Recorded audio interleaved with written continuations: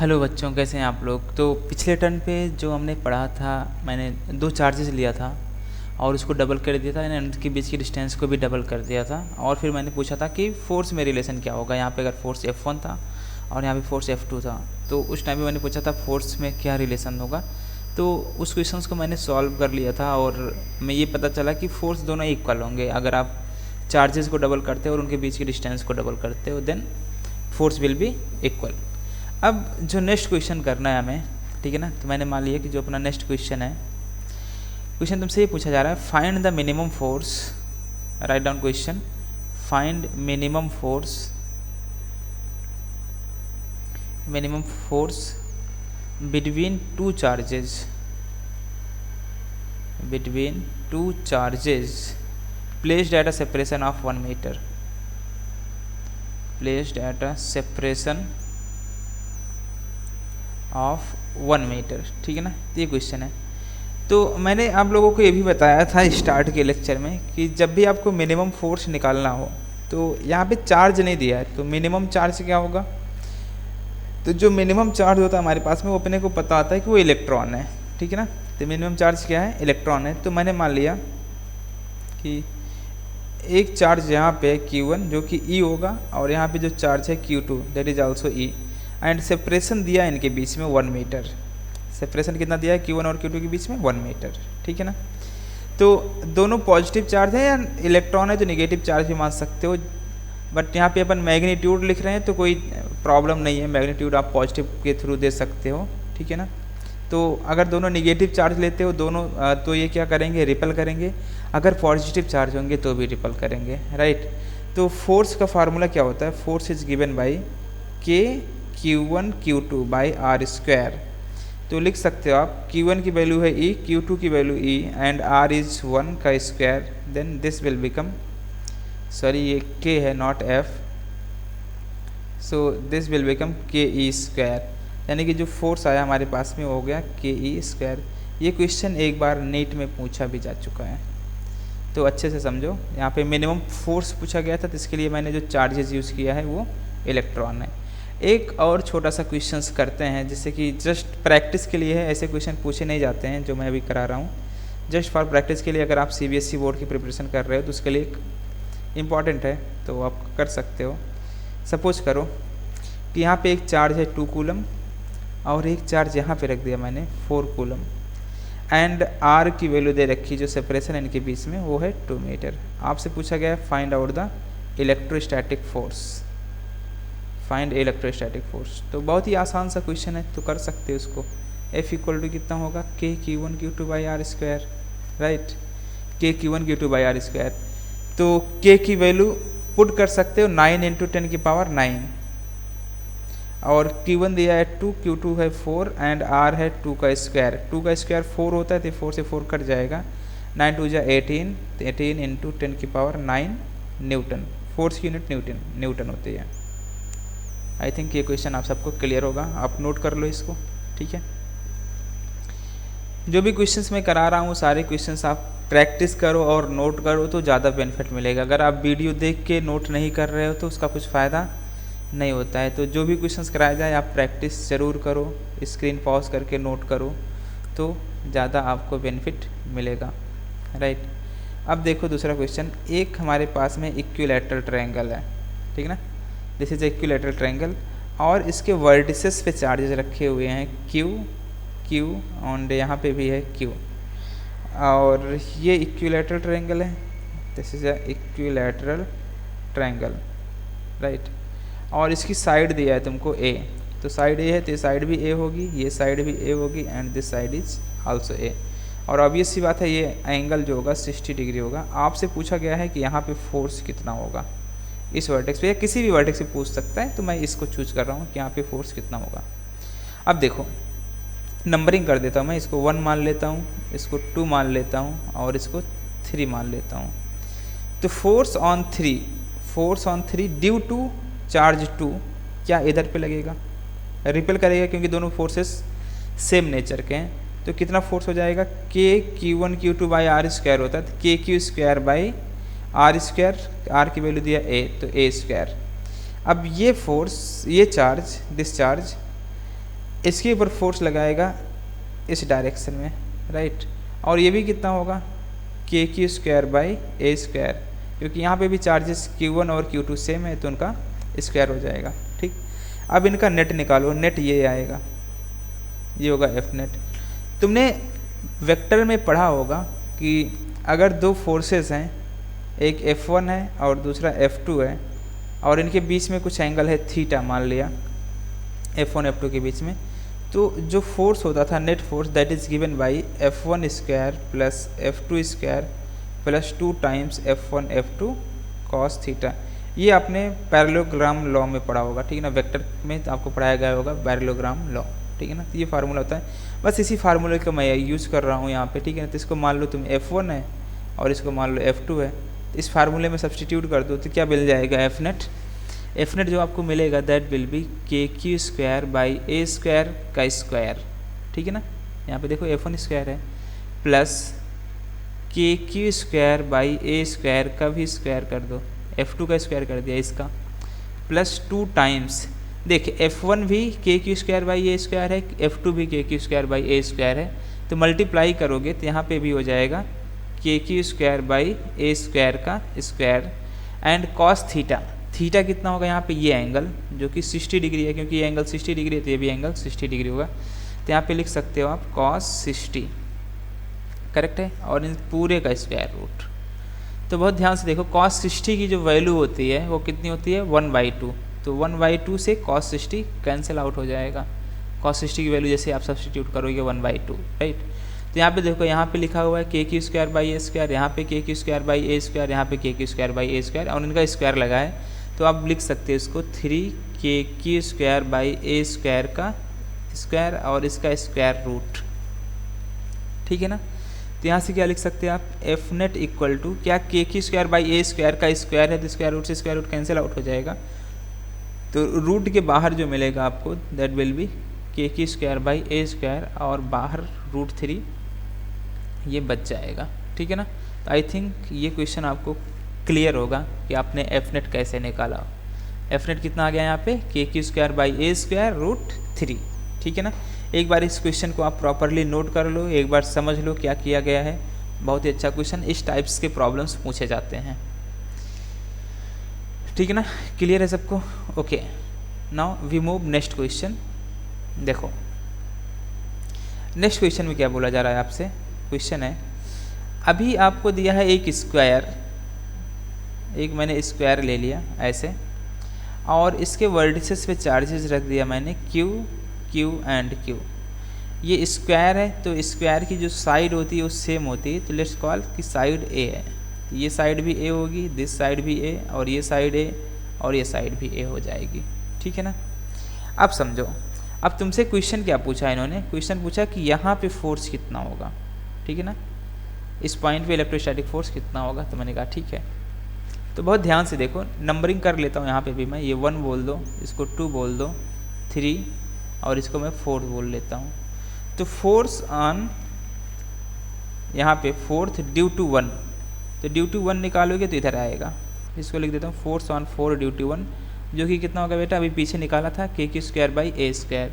ऐसे 3 की वजह से कितना हो जाएगा, वो इस डायरेक्शन में आएगा, क्योंकि दोनों एक दूसरे को रिपल करेंगे तो रिपल करेगा क्यों इसको, तो फोर्स इस डायरेक्शन में, तो फोर्स ऑन 4 ड्यू टू किसकी वजह से, 3 की वजह से, तो force on 4 due to 3, so this will become also k Q square by A square,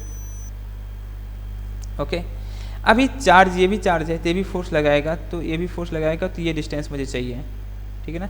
तो ये डिस्टेंस निकालने के लिए क्या करोगे, पाइथागोरस यूज कर लो, इतना इक्वल टू हो जाएगा, ये साइड इक्वल टू होगी ए स्क्वायर प्लस ए स्क्वायर का रूट, ठीक है ना। तो अगर इस साइड को मैं मान लेता हूँ अभी के लिए x है, तो x को कैसे निकाल लोगे, x equal to A square plus A square का स्क्वायर रूट, इसको लिख सकते हो आप a√2, ठीक। तो ये आपको x मिल गया, जो कि कितना आया, a√2, ये आपको याद भी रहे तो अच्छी बात है। तो अब इस चार्ज की वजह से एक फोर्स लगेगा इस डायरेक्शन में, force on charge 4 due to 2 which is equal to K Q square by a√2 का स्क्वायर, यानी कि 2a स्क्वायर लिख सकता हूँ मैं इसको, ठीक है ना। √2 का स्क्वायर करोगे आप तो 2 आता है, क्लियर है। अभी क्या करना है, अभी इसका और इसका नेट मुझे इस डायरेक्शन में लेना है, तो उसको मैं मान लेता हूँ एफ डैश है, कुछ एफ डैश मान लो। और एंगल देखो, force on 4 due to 1 and force on 4 due to 3, इनके बीच में जो एंगल बन रहा है वो 90 डिग्री होता है, और अपने को पता होता है कॉस 90 जीरो देता है।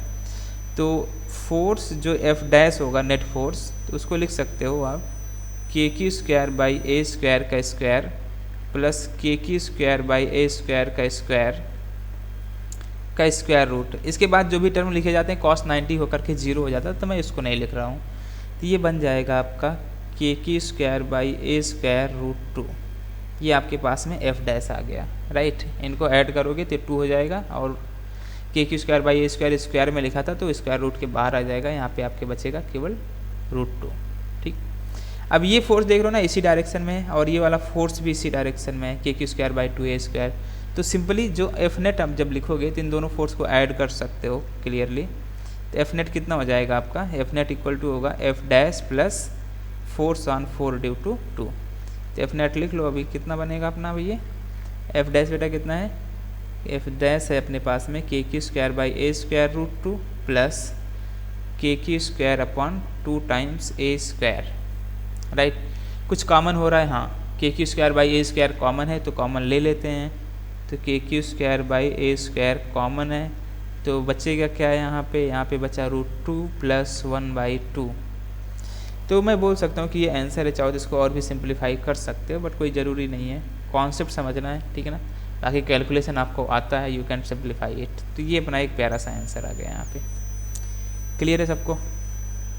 नोट जरूर कर लिया करो, क्वेश्चन को एक बार समझ लो क्या बोला जा रहा है क्वेश्चन में, जिससे कि आपको चीज़ें क्लियर रहें properly, right.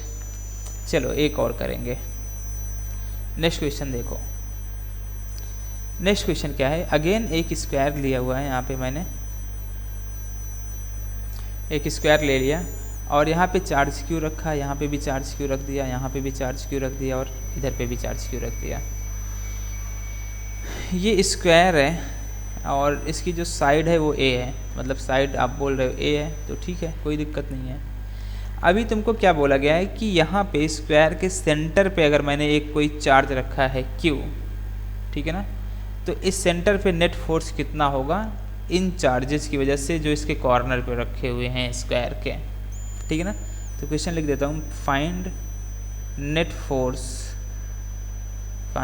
Force on centre of the square, centre of the square, ठीक है ना, ये क्वेश्चन है।